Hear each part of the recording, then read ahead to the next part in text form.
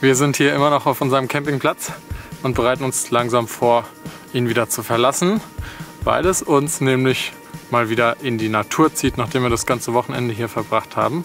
Und ratet mal, wer wieder dabei ist die nächsten Tage.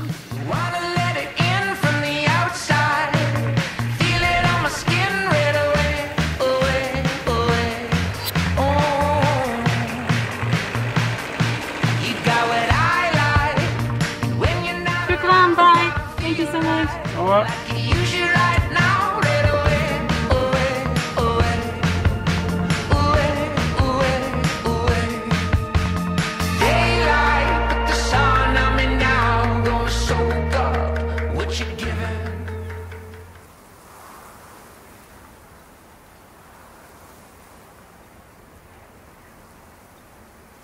wir sind gestern noch 100 Kilometer nördlich gefahren von Zagora und auf einmal auf 1400 Meter Höhe und wir befinden uns jetzt hier im Anti-Atlas und hier gibt es so eine kleine Strecke, die man quasi wie ein Loop durch diese Berge fahren kann und das muss ziemlich cool sein, weil hier überall so gerade Felswände aus den Gesteinen aufsteigen, was sehr, sehr schön aussieht und das hier ist jetzt gerade erst der Anfang. Den größten Teil der Strecke haben wir heute noch vor uns. Bin ich schon sehr gespannt.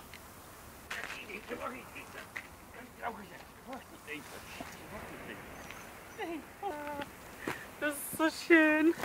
Lotte hat die beiden so in ihr Herz geschlossen. Ich glaube, die wird am traurigsten sein, wenn wir uns wieder dann. Hallo!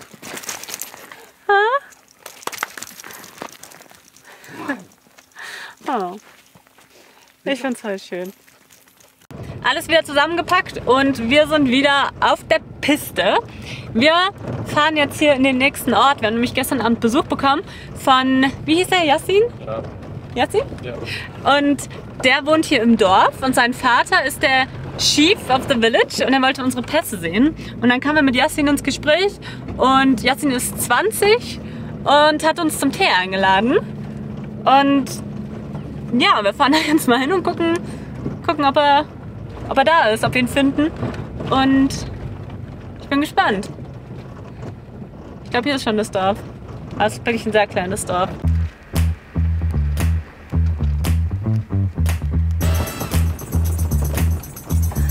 Hey.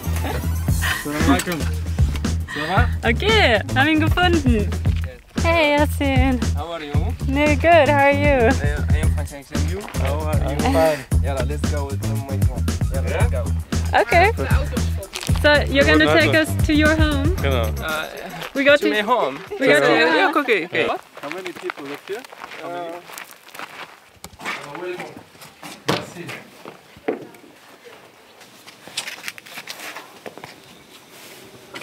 Nice room, eh? Yeah. You're proud of the bed? The Berber, yes, the Berber, yes. This is the flag. Huh? Berber flag. Yes, the Berber. Did you paint it? What? Yes, yes, paint it? me, yes, That's yes. good.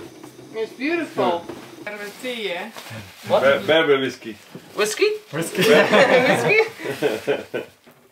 To get the flavor in. And taste. It's good. Nice. Okay.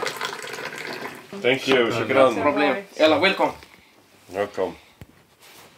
Oh, nice. Nice. Bread With also, bread. wow. The Berber. Berber bread. His mother is mother. Your Yeah, your mother make? Yes, yes. Oh, Yalla, welcome. merci. Shukran. Shukran. Not Aber jetzt gibt es hier selbstgemachtes Berberbrot, Mandeln, Honig und Öl. Oil, right?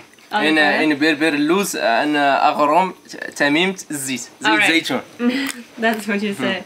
Nachdem wir jetzt hier ganz schön mit Tee empfangen wurden, zeigt uns Yassin jetzt nochmal sein Haus.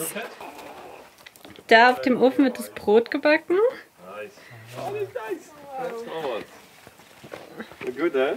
Yeah. They don't go out now? Yes, yes, wait. Ah. Oh, there's sheep. Das hast du 10 Minuten. Oh wow, you eat them? Yes, yes, For yes, eating? yes, yeah. And for the milk too? Yes. Sheep milk? Yeah. Sheep? No, it's not. Goat. Let's go. That's goat. Back in Thailand, guys. Is that's for milk. and the Ah, you have a lot of goats. should in the French. She's like Lotta.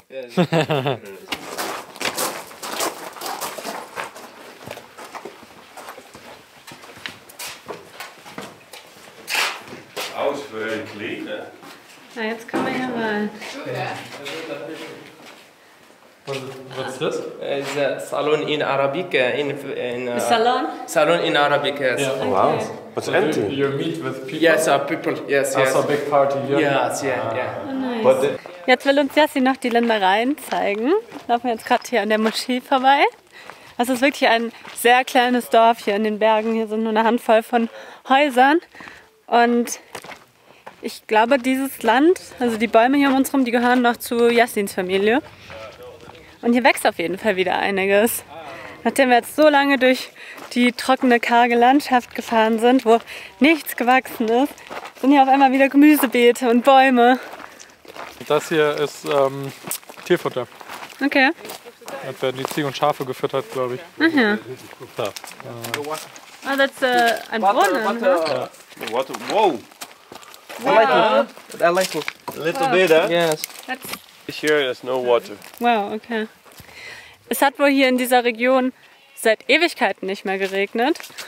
Und das macht sich hier auch auf jeden Fall bemerkbar. Die haben hier einen Brunnen, der aber auch nicht wirklich voll ist. Und hier, wo wir gerade durchlaufen, war wohl früher mal ein Fluss. Der ist aber schon vor, weiß ich nicht wie lange, ausgetrocknet. Und das ist auch, ja, sieht nicht so aus, als würde er nochmal wiederkommen. Und jetzt müssen die Menschen sich eben daran anpassen, dass es einfach viel trockener ist und irgendwie versuchen damit zu leben und weiter ihr Gemüse anzubauen und einfach dieses Leben hier aufrechtzuerhalten. Obwohl Wasser so eine wichtige Ressource ist und die immer knapper wird. Yeah? Yes, 1, 2. Yay! Für uns geht es jetzt weiter. Unser Rundkurs hier durch die Berge hat noch ein Stückchen, das ist eine Sackgasse. Und von dort hat man wohl einen sehr, sehr schönen Ausblick. Und wir haben Yassin gefragt, ob er mitkommen will. Und er begleitet uns jetzt, fährt bei den beiden anderen im Auto mit und dann gehen wir zusammen dahin. Diese Landschaft erinnert mich hier total an Kappadokien. Da waren auch diese Felstürme. Ist zwar schon anders, aber es erinnert mich daran. Hat hier ein Tier dabei? Looks like it. Salam. Salam alaikum. Oui, et vous? French? Un Un petit petit peu. C'est un chien. C'est mon chien, oui. Ah, Oh, nous avons une chienne aussi. oui, oui, Ah. oui. Merci. Bon voyage. Merci. Bon Au voyage. revoir. Good luck. You too. Thank you, have fun. Da hat ein Typ, der Fahrrad hier durch die Berge fährt mit einem Hund. Also ein Marokkaner, total vollgepackt mit Satteltaschen und allem und hat vorne auf seinem Fahrrad drauf einen kleinen Korb, so eine Transportbox für den Hund. Und da ist auch so ein kleiner schwarzer Hund drin. Sehr lustiges Bild. Hier mitten in den Bergen. Ach cool. Wir haben am Wochenende zwei Schwestern aus Deutschland getroffen, die mit dem Fahrrad durch Marokko fahren und auch bis nach Südafrika runter wollen. Und die sind sehr gut vernetzt in der Fahrradszene und anscheinend gibt es auch hier in Marokko eine große Szene von Fahrradfahrern und viele Menschen, die auch hier so Touren durchs Land machen. Und er scheint ja auch eine Tour hier durch Marokko oder zumindest hier durchs Gebirge zu machen. Mit einem Hund, das ist schon ziemlich cool. Mir auch schon gesagt. Ist eigentlich auch lustig, Lotta mit auf so einem kleinen Anhänger mitzunehmen oder so. Der hatte den Hund halt, der war sehr, sehr klein, der war in so einer Katzenbox. Willst du im Fahrrad fahren, Lotta? Willst du mit Fahrrad fahren oder nebenher laufen? Tja, ist schon eine lustige Begegnung, die wir hier machen. What you doing? I'm gonna take a walk up the hill there. Up the If you hill. like. Okay, let's do it.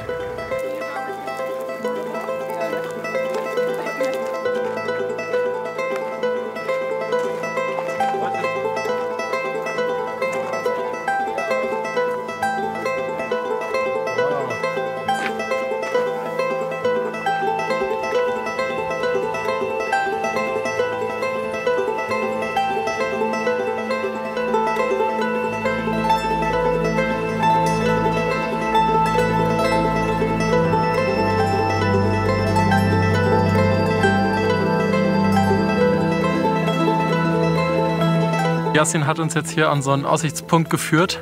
Wir gingen einfach nur so ein kleiner Trampelpfad hoch und dann hinter uns hat sich hier auf einmal dieses große Tal erstreckt und da unten kann man sogar noch ein Haus sehen. Da wohnen Berber, das ist das Volk, was hier schon seit Ewigkeiten wohnt, und überall hört man auch immer wieder, dass die Menschen von den Berbern abstammen oder ja, dieser Volksgruppe noch angehörig sind, und es ist schon ziemlich spannend, das von einem Local hier so gezeigt zu bekommen und das nicht einfach nur so hier so durchzufahren. Das ist schon sehr, sehr cool.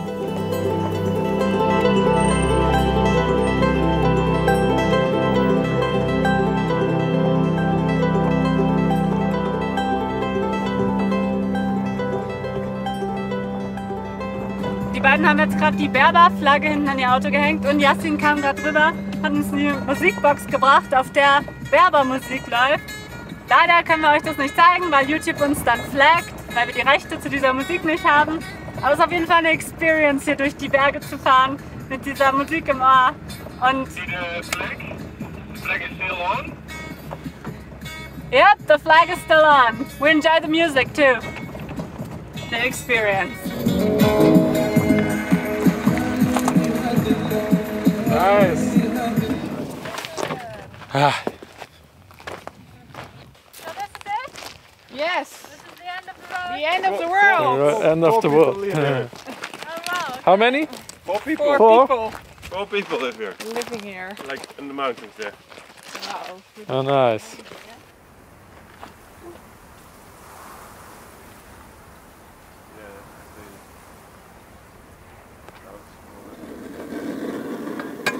Machst du einen großen Pott Nudeln für alle? Yes. Mittagessen. Nice style. Mix it up and enjoy. Well, in Berbers? Sahara. Chefkoch Merlin, was gibt's? Heute gibt's Nudeln in Tomatensauce und Gemüse und Kichererbsen für die Proteins. Chickpeas for the proteins, he said. Good. You need that. Yeah. Vegetarian. We Vegetarian, no meat, no meat. No meat, yeah? It's good for us. Lotta. Oh, Lotta. No. Wel, echt wel een Marokko. Du willst Marokko spielen, ja? Wir haben hier wieder unser kleines Camp aufgeschlagen und Yassin begleitet uns, der schläft heute im Zelt neben uns. Und jetzt ist es Zeit fürs Abendessen und heute gibt es mal wieder ein Festmahl. Wir haben den Grill natürlich am Start. Außerdem hat Yassin eine Tagine mitgebracht und Sus preppt jetzt diese Tagine. Das wird auf jeden Fall richtig lecker. Cool, hè? Hello. You're prepping the tagine, right? Yeah. Nice. Prepping the vegetables. Nice. This will be really, really Yeah, nice. It's gonna be a good meal, I think. Das hier ist die Tagine. So sieht die aus. Und die stellen wir dann aufs Feuer. Ga niet door? Mooi. Kijk aan.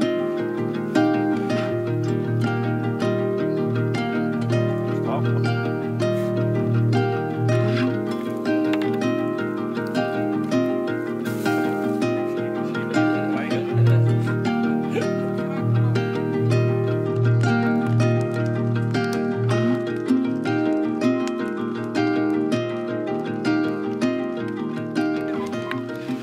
Das ist gerade eine richtig schöne Erfahrung für mich, weil wir jetzt den ganzen Tag mit Yassin verbracht haben, der hier in den Bergen wohnt, in einem kleinen Dorf, durch das wir sonst wahrscheinlich einfach nur durchgefahren wären, vielleicht ein paar Locals gegrüßt hätten und dann hätten wir uns hier die Gegend so angeguckt, und dadurch, dass er uns eingeladen hat, war es einfach so was ganz anderes. Wir haben uns halt total willkommen hier gefühlt, und ja, diese Erfahrung war einfach total schön, diese Gastfreundschaft, und daraufhin haben wir dann Yassin auch zum Mittagessen bei uns eingeladen und jetzt kochen wir gerade zusammen hier am Feuer eine Tagine, die Yassin vorbereitet hat, beziehungsweise die wir eigentlich alle zusammen gemacht haben, und verbringen jetzt so noch den Abend zusammen, und irgendwie ist das was total Besonderes, weil man diese Experience einfach so nicht irgendwo anders herbekommt. Auch wenn man hier in Marokko oder eigentlich in allen touristischen Gegenden dieser Welt immer irgendwelche Touren buchen kann, die einem versprechen, dass man in die Kultur eintaucht und alles hautnah miterlebt, ist das doch was ganz anderes, wenn man das auf diese nicht geschäftliche Ebene erlebt, sondern das wirklich hier auf dieser gegenseitigen Gastfreundschaft beruht. Das macht mich gerade total happy.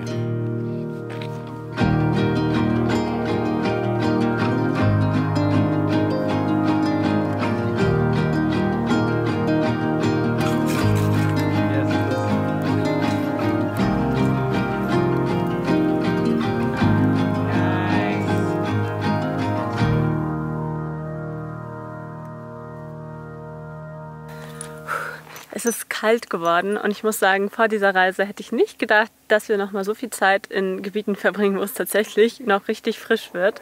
Ich habe mich heute Morgen direkt in meine Strickpullis von Armed Angels geschmissen und wie auch bei allen anderen Klamotten ist bei uns das Zwiebelprinzip, also der Layering-Look, momentan sehr angesagt, weil man sich dadurch einfach richtig gut an die Temperaturen anpassen kann. Meine beiden Pieces hier bestehen aus Bio-Baumwolle. In der Knitwear-Kollektion von Armed Angels gibt es aber auch ganz viele tolle Kleidungsstücke aus echter Wolle bzw. aus recycelter Wolle. Das hat einen viel, viel geringeren Impact auf die Umwelt als frische Wollfasern, weil diese Wolle aus Produktionsabfällen oder aus alten Kleidungsstücken recycelt wird und dafür nichts Neues hergestellt werden muss. Mit dem Code TheFilmPeople15 spart ihr 15% auf eure nächste Bestellung bei Armed Angels. Das Ganze gilt noch bis zum 25.12., also bis Weihnachten. Schaut mal unten im Link in unserer Beschreibung vorbei, da haben wir euch das verlinkt. Viel Spaß beim Shoppen. Also, jetzt ist es an der Zeit, dass wir uns von Yasin verabschieden. Das war eine mega, mega coole Zeit. Thank you so Hello, much. welcome. Welcome in Yazin Vilas. Welcome. Thank you so much.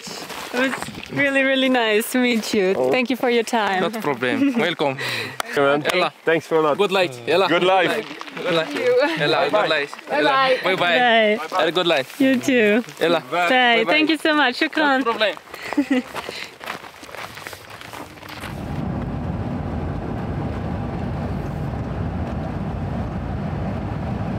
Der Tag mit Yasin zusammen hat mir richtig viel Spaß gemacht. Uns allen und ihm, glaube ich, auch. Aber es hat mich auch ganz schön zum Nachdenken gebracht. Wir haben jetzt in den letzten 24 Stunden so viel von ihm gehört und gelernt darüber, wie das Leben für ihn auf so einem kleinen Dorf in Marokko so ist und was es denn bedeutet, hier zu wohnen und hier als junger Mensch aufzuwachsen. Nicht in der Großstadt, sondern mitten in den Bergen, in einem kleinen Ort, wo es einfach nicht viel gibt. Und für uns ist Marokko ein wunderschönes Land zum Reisen und wir sind total froh, dass wir hier sein dürfen und dass wir diese Landschaft uns anschauen können, dass wir die Menschen kennenlernen können und dass wir einfach die Gelegenheit haben, hier einzutauchen. Aber natürlich ist es was ganz anderes, wenn man hier wohnt und wenn man hier lebt und wenn man vor allem hier nicht einfach wieder weg kann, auch wenn man das vielleicht möchte. Yasin hat uns gesagt, dass er letztes Jahr die Schule abgeschlossen hat und seitdem nicht so richtig weiß, was er machen soll, weil es einfach nicht so viele Chancen gibt für junge Menschen hier in Marokko. Und sein Traum ist es, in Europa zu leben, weil er meint, dass er dort bessere Chancen hat. Aber wir wissen alle, dass das ein wahrscheinlich nie erreichbarer Traum ist, weil es für Menschen vom afrikanischen Kontinent fast unmöglich ist, nach Europa zu kommen und dort leben zu dürfen und dort das leben zu dürfen, was sie sich ausmalen. I live off love, I feed off love, I breathe off love. I think of love, I drink of love, I sink in love. Für uns ging es heute weiter Richtung Norden. Wir sind über einen Pass gefahren auf 2300 Meter Höhe und sind jetzt so richtig in den Bergen, wohin auch das Auge schaut. Sieht man Berggipfel, das ein oder andere Mal haben wir sogar Schnee gesehen. Und ich bin schon total gespannt, jetzt noch die nächsten Tage hier diese nochmal total andere Landschaft zu erkunden und freue mich irgendwie jede Woche aufs Neue, wie vielfältig Marokko ist und wie viele unterschiedliche Dinge wir hier innerhalb von einer Woche erleben können. Das ist schon sehr, sehr schön.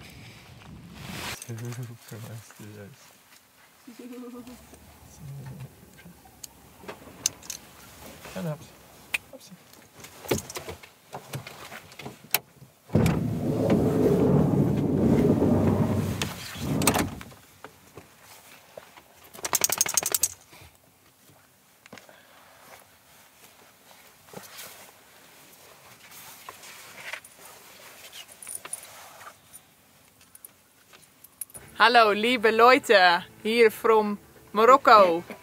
Look where we are, it's amazing. We're gonna drive today with our Buganka car and the four-wheel drive with the red van of the German people. The T3 from Germany. With inside Zoe and Merlin. Merlin, you don't want to be in the video. You forget somebody. And Rob. And Soos. Here I am. And Soos. And Soos.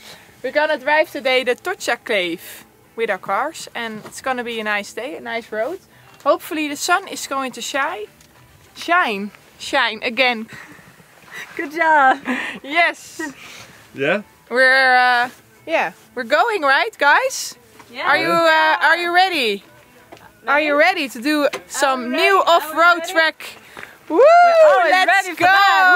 Yeah, let's go! Okay, jetzt quick question. Wer ist noch dafür, dass Rob und Süß einen eigenen YouTube-Kanal brauchen? Schreibt mal in die Kommentare, ob ihr ihnen folgen würdet. I think you guys should do YouTube. You're Yeah, natural. we're gonna start a YouTube channel. Well, you really are natural. So I'm learning for cameraman.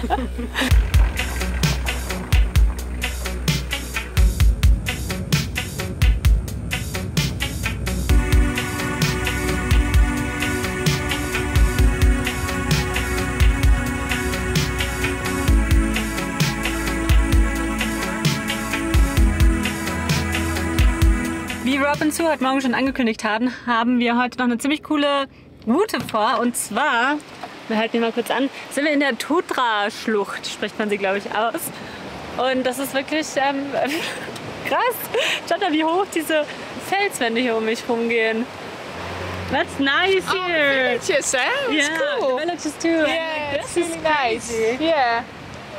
A lot of tourists here. We saw like Yep. so many restaurants and hotels and cool, eh? Yeah, this is nice. But I mean, yeah, it's touristy. Yeah, it's really Very, very. But that's okay. Ja, aber ich glaube, das war es auch schon wieder mit den Touris, oder? Ich glaube auch. Da hinten, wo die beeindruckende hohe Schlucht war, da waren ganz, ganz viele. Aber wir fahren ja auch mal Offroad diese Schlucht entlang. Also von daher. Ja, wir wissen nicht so ganz genau, was uns jetzt erwartet, weil wir fahren unsere Strecken nach einem Buch mit Offroad-Pisten für Marokko. Und das Buch ist, glaube ich, von 2019. Nee. Noch die Auflage ist von 2000. Ja? Aber das Originalbuch ist irgendwann, also ist schon einige Jahre alt und seitdem hat sich halt schon einiges verändert. Und ich glaube, diesen Part, den wir gerade fahren, der war wohl vor 5 Jahren auch noch Offroad. Und hier wurde jetzt einiges auch befestigt mittlerweile. Also mal sehen, wie anspruchsvoll die Strecke hier wird. Aber es ist jetzt auch nicht schlimm, hier über eine gepflasterte Straße zu fahren bei dem Ausblick. Was? Das stimmt.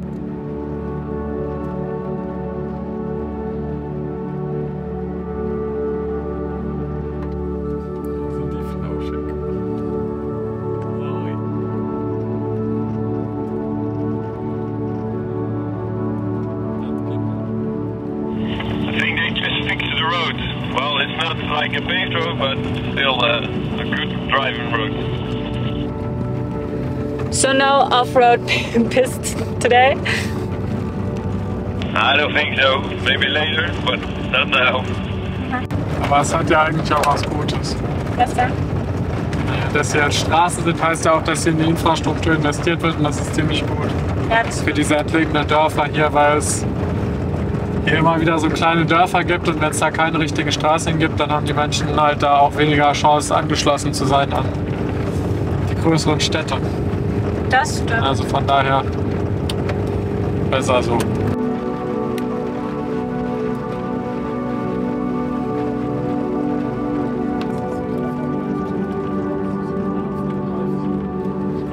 Wir sind jetzt hier mittlerweile doch auf einem Offroad-Track gelandet, der hier durch diese Schlucht führt. Und obwohl das hier sehr verlassen ist, gibt es hier immer wieder Nomadenzelte. Also Zelte, Tiere und Menschen, die da drin wohnen. Und sobald die uns sehen, die Menschen, dass wir mit den Autos hier auf diesem Weg entlang fahren, kommen Kinder, aber auch Frauen zur Straße gerannt, um uns anzuhalten und halten die Hand auf. Oder manche machen auch so, also die Geste, dass sie was zu essen haben wollen. Zeigen, dass sie was zu essen haben wollen. Und wir wissen jetzt nicht so, sind gerade ein bisschen unsicher, wie wir damit am besten umgehen. Ja, die erste Begegnung war ein Kind, das stand in der Straße, hat auf uns gewartet und hat so gezeigt, dass es was essen will. Also ich gehe davon aus, dass es die Geste ist. Dem haben wir dann 2 Mandarinen gegeben und wir sind dann weitergefahren und jetzt auf dem Weg hierher kamen halt immer wieder Leute. Wir haben jetzt bestimmt schon, keine Ahnung, 20, 30 Leute gesehen, die immer wieder kamen. Die sich auch teilweise so vors Auto stellen oder manche halten sich am Auto fest und rennen auch so mit, was halt auch super gefährlich ist. Mitrennen oder halt mitrennen und klopfen oder an den Türgriffen ziehen und halt Geld haben wollen. Na, jetzt halt die Frage, wie soll man mit so einer Situation umgehen, wenn wir jetzt Geld geben? Bringt denen das irgendwas? Oder ändert das überhaupt nichts? Und ja, wo hört man auf? Gibt man jedem Geld und wie viel Geld gibt man? Oder sorgt es dafür, dass das einfach immer extremer wird? Also dass das Betteln halt mehr und mehr wird? Eine Sache, die uns ja schon bewusst ist, ist, dass man mit einfach nur einem Geschenk oder mit einer Spende oder was, mit einer einzigen Spende wird man nicht das Leben verändern von diesen Menschen, sondern das ist ja hier auch, oder es ist ja oft einfach ein strukturelles Problem, was wir jetzt auch nicht lösen können. Und jetzt halt die Frage, ja, was macht man damit? Wann machen wir das dann nur für uns? Geben wir denen dann nur Geld, damit wir irgendwie uns am Ende besser schlafen können und hat das dann was bewirkt? Das ist wirklich sehr schwer.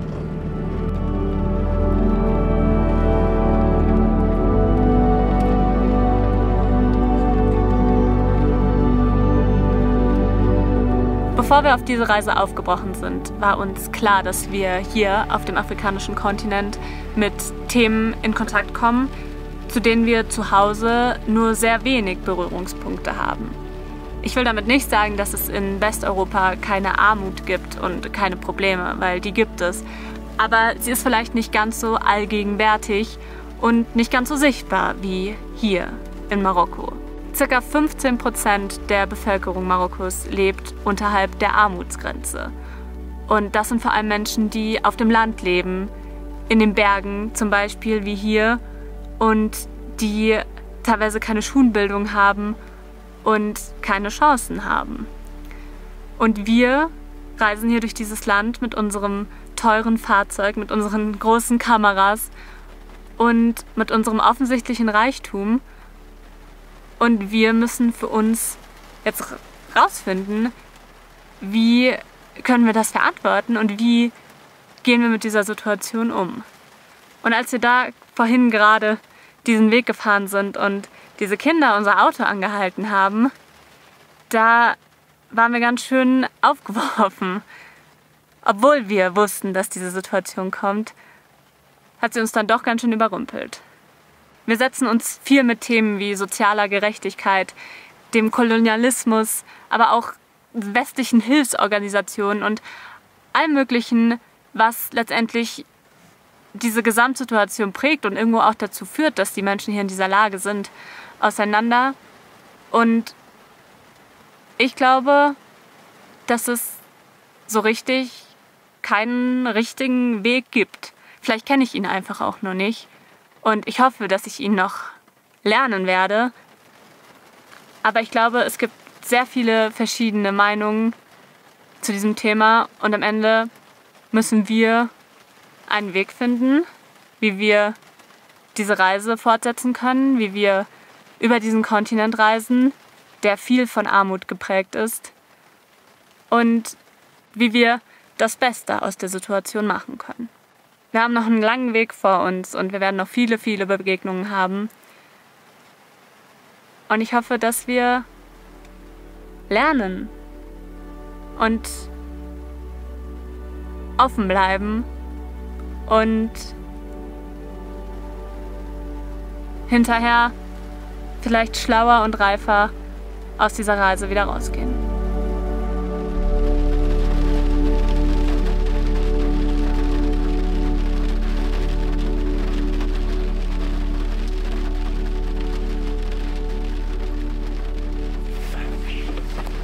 Ja komm, dann hab's.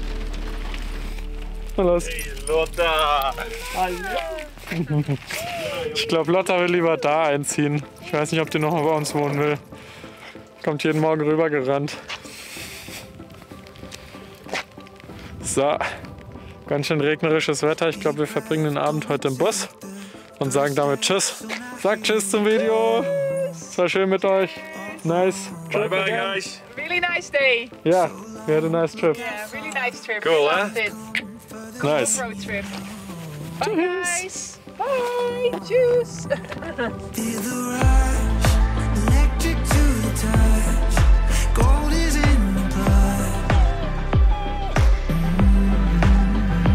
When it comes, Lotta, wo geht's hin? Wo geht's hin, Lotta? Wohin fahren wir? it's a perfect moment in time, and I'm holding on for the ride. Let's go. I've waited all of my life. Watch out, traffic jam. Some goats on the road. Watch out, watch out. Hallo, liebe Leute, here from Morocco. Look where we are. It's amazing.